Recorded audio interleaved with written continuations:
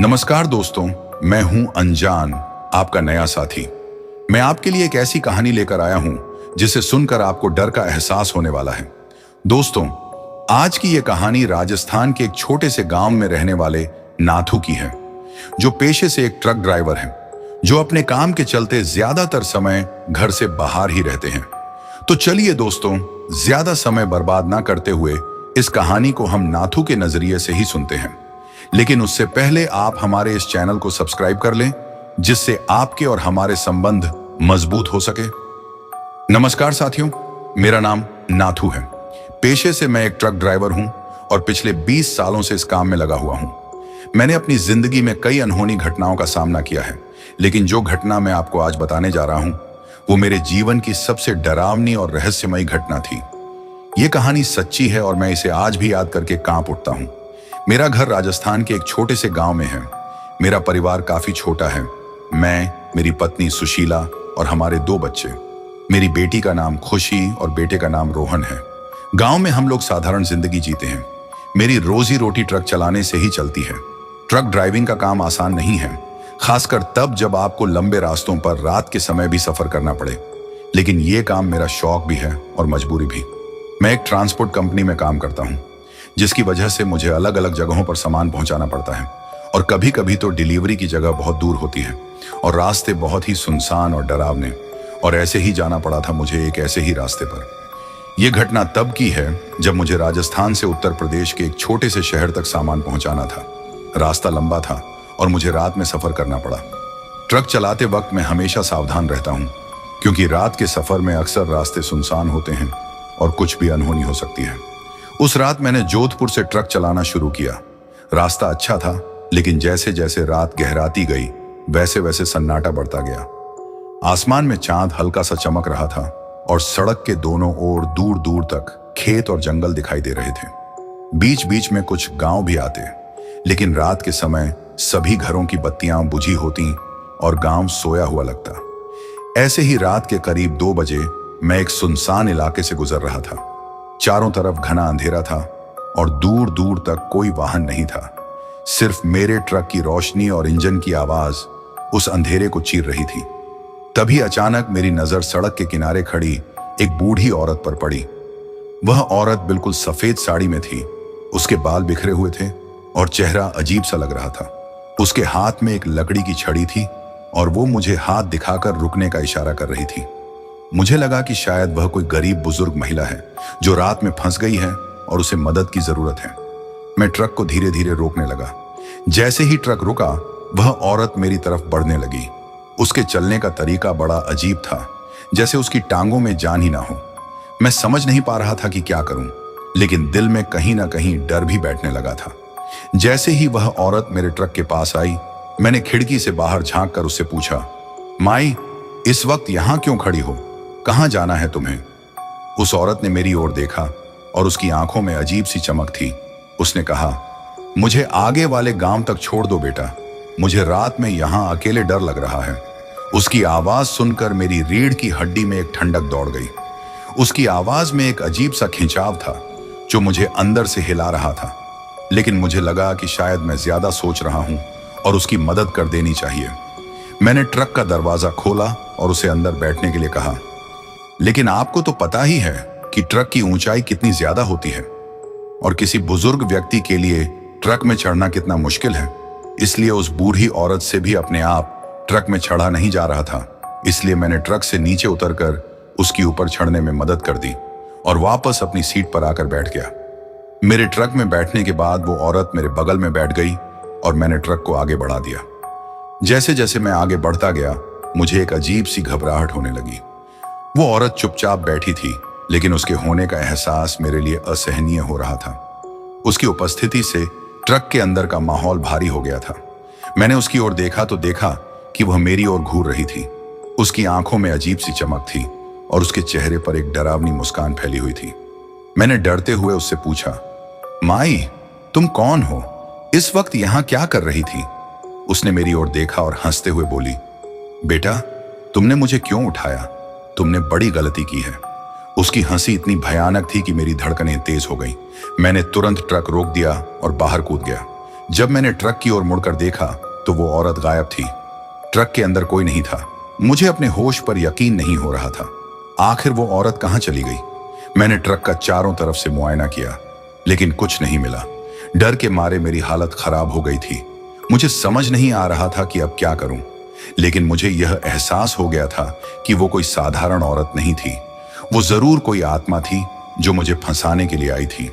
मैंने हिम्मत जुटाई और ट्रक में वापस बैठा। मैंने अपनी गाड़ी को तेजी से उस इलाके से निकाला और अगले गांव तक बिना रुके ड्राइव करता रहा। मेरी सांसें तब जाकर थमी जब मैंने गांव की पहली रोशनी देखी। गांव पहुंचते ही मैंने ट्रक रोका और एक ढाबे पर रुक गया। वहां कुछ लोग बैठे थे। मैं उनके पास ही जाकर बैठ गया। उन्होंने मेरा चेहरा देखा और बोले, अरे क्या बात है भाई, तुम इतने परेशान कैसे लग रहे हो? मैंने उनकी ये बात सुनी और फिर उन्हें पूरी घटना बताई। उन्होंने बताया कि उस इलाके में अक्सर लोग एक बूढ़ी औरत को देख चुके हैं। वो कोई साधारण औरत नहीं है, बल्कि एक चुड़ैल है जो रात में रास्ता भटकने वालों को अपना शिकार बनाती है। उसकी वजह से कई हादसे भी हो चुके हैं। ये सुनकर मेरी हालत और भी खराब हो गई। मैंने सोचा था कि मैंने मदद के लिए किसी बुजुर्ग को उठाया है, लेकिन वो तो एक चुड़ैल थी। उस घटना के बाद मैं कई रातों तक सो नहीं पाया।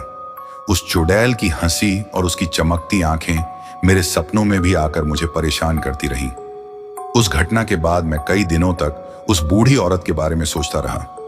मेरे दिल में डर और बेचैनी बैठ गई थी। हर बार जब मैं ट्रक में बैठता तो वो घटना मेरी आंखों के सामने घूमने लगती। लेकिन जिंदगी की जरूरतों के आगे डर टिक नहीं सकता। मुझे अपने परिवार के लिए काम करना था, तो मैं फिर से ट्रक चलाने लगा। हालांकि अब मैं रात में सफर करने से बचता था। कुछ हफ्ते बाद मुझे फिर से उसी रूट पर जाना पड़ा। इस बार दिन में सफर करने का फैसला किया। मैंने सोचा कि दिन के उजाले में उस इलाके से गुजरते समय शायद वह डरावना अनुभव दोबारा ना हो। लेकिन कहीं ना कहीं मेरे दिल में उस जगह के प्रति एक अजीब सा खिंचाव बना हुआ था। मुझे जानना था कि उस चुड़ैल की सच्चाई क्या है। मैं दिन के समय ही उसी रास्ते से निकल पड़ा। जब मैं उस इलाके के पास पहुंचा जहां वो घटना हुई थी, तो मैंने ट्रक धीमा कर लिया। चारों ओर देखा, लेकिन कुछ भी अजीब नहीं था। सब कुछ सामान्य लग रहा था। गांवों के कुछ लोग दूर दूर चल रहे थे, खेतों में काम कर रहे थे। मुझे कुछ अलग महसूस नहीं हुआ। मैंने सोचा कि शायद वो घटना वाकई में एक भ्रम था, या फिर सिर्फ रात का डरावना माहौल था जिसने मुझे वो सब महसूस कराया। लेकिन तभी अचानक मेरी नजर सड़क के किनारे खड़े एक पुराने पेड़ पर गई। पेड़ के पास कुछ लोग खड़े थे और वे एक दूसरे से कुछ बातें कर रहे थे। मेरी जिज्ञासा बढ़ी तो मैंने ट्रक किनारे लगाया और उन लोगों के पास गया। पास पहुंचने पर मैंने देखा कि वे लोग उस पेड़ के नीचे एक छोटे से मंदिर के सामने खड़े थे। मंदिर की हालत जर्जर थी, लेकिन वहां पर ताजे फूल और अगरबत्तियां जल रही थीं। मैंने उन लोगों से पूछा, यह मंदिर यहां क्यों है और यह किसका है? उनमें से एक बुजुर्ग आदमी ने बताया, यह मंदिर उस चुड़ैल के लिए बनाया गया है जो इस इलाके में भटकती है। बहुत पहले यहां एक बूढ़ी औरत रहती थी जो एक तांत्रिक की वजह से मर गई थी। उस तांत्रिक ने उसे बहुत तंग किया और अंत में उसे मार दिया। मरने के बाद उसकी आत्मा ने इस इलाके में भटकना शुरू कर दिया और वह कभी चैन नहीं पा सकी। गांव वालों ने इस मंदिर को उसकी आत्मा की शांति के लिए बनाया है, लेकिन फिर भी लोग कहते हैं कि उसकी आत्मा अभी भी यहां भटकती है। यह सुनकर मेरी रूह कांप उठी। मुझे यकीन हो गया कि वह घटना महज एक भ्रम नहीं थी। वो चुड़ैल वाकई में उस इलाके में थी। उस बूढ़ी औरत की कहानी सुनकर मेरी हिम्मत और भी टूट गई। मैं यह सोचने लगा कि शायद मैंने भी उस रात उसकी पीड़ा का सामना किया था। वहां से वापस लौटते समय मैंने सोचा कि इंसान की जिंदगी कितनी अजीब होती है। कभी कभी हम उन चीजों का सामना करते हैं जिनके बारे में हम सोच भी नहीं सकते। वो बूढ़ी औरत जिसने अपनी जिंदगी में अत्याचार झेले थे, अब मरकर भी चैन नहीं पा सकी थी। उसकी आत्मा की पीड़ा और उसका अजीब सा व्यवहार समझ से बाहर था। मैंने उस घटना को लेकर कई सवाल खुद से पूछे, लेकिन उनके जवाब नहीं मिले। मैं उस रास्ते से फिर कभी नहीं गुजरने की सोची और मैंने रात में सफर करने से भी तौबा कर ली। मेरी कोशिश यही रहती है कि अपने काम को दिन के उजाले में ही पूरा कर लूं। लेकिन वह चुड़ैल की कहानी और उसका चेहरा मेरे दिल और दिमाग में हमेशा के लिए बस गया है। आज भी जब मैं रात में अकेला होता हूं तो उस बूढ़ी औरत की छवि मेरी आंखों के सामने घूमने लगती है। उसकी भयानक हंसी, उसकी चमकती आंखें और उसका वो अंतिम वाक्य, तुमने बड़ी गलती की है, सब कुछ मुझे अब भी डराता है। मैंने तब से यह ठान लिया है कि मैं किसी अजनबी की मदद करने से पहले 1000 बार सोचूंगा। कहते हैं कि समय के साथ सब कुछ ठीक हो जाता है, लेकिन कुछ अनुभव ऐसे होते हैं जो जीवन भर हमारे साथ रहते हैं। वो रात और वह चुड़ैल की भयानक कहानी मेरे जीवन का एक ऐसा हिस्सा बन गई है जिसे मैं कभी नहीं भूल सकता। कुछ दिनों बाद मैं अपनी जिंदगी में फिर से व्यस्त हो गया। काम करते हुए मैं उस भयानक घटना को भूलने की कोशिश कर रहा था। हालांकि उस रास्ते से गुजरने का ख्याल दिल में हमेशा डर पैदा कर देता था, लेकिन जैसा कि कहा जाता है, जिंदगी हमें वहां ले जाती है जहां हमें जाना होता है। एक दिन फिर से मेरे पास उसी रूट पर जाने का काम आया। इस बार मुझे दिन में सफर करना था और मैंने खुद से कहा कि इस बार कुछ नहीं होगा। पिछली बार भी मैंने उसी रास्ते से दिन में बिना किसी परेशानी के सफर किया था, तो इस बार भी सब ठीक ही रहेगा। मैंने ट्रक चलाना शुरू किया और जैसे जैसे मैं उस इलाके के पास पहुंचा, दिल में एक हल्की सी बेचैनी होने लगी, लेकिन मैंने खुद को संभाला और ट्रक को तेजी से आगे बढ़ा दिया। इस बार बिना किसी दिक्कत के मैं अपनी मंजिल पर पहुंच गया। ना कोई अजीब घटना हुई, ना कोई डरावना अनुभव। मुझे लगा कि शायद वह घटना सिर्फ एक इत्तेफाक था और अब ऐसा कुछ नहीं होगा, लेकिन जिंदगी इतनी आसान नहीं होती। कुछ हफ्तों बाद एक बार फिर मुझे उसी रास्ते से गुजरना पड़ा और इस बार समय रात का था। जैसे ही मुझे पता चला कि मुझे रात में सफर करना है, मेरे दिल में डर का साया लौट आया। लेकिन काम तो काम है और उसे टाला नहीं जा सकता था। मैं सोच रहा था कि पिछली बार तो सब ठीक था, शायद इस बार भी कुछ नहीं होगा। यह सोचकर रात करीब 12 बजे मैंने ट्रक चलाना शुरू किया। चांदनी रात थी, लेकिन माहौल में अजीब सी खामोशी थी। जैसे जैसे मैं उस इलाके के पास पहुंचा, मेरी दिल की धड़कनें तेज होने लगी। हर कोने पर मुझे वही डरावनी रात याद आने लगी जब मैंने उस चुड़ैल का सामना किया था। अचानक मेरी नजर सड़क के किनारे खड़ी उसी सफेद साड़ी में लिपटी बूढ़ी औरत पर पड़ी। वो वही चुड़ैल थी।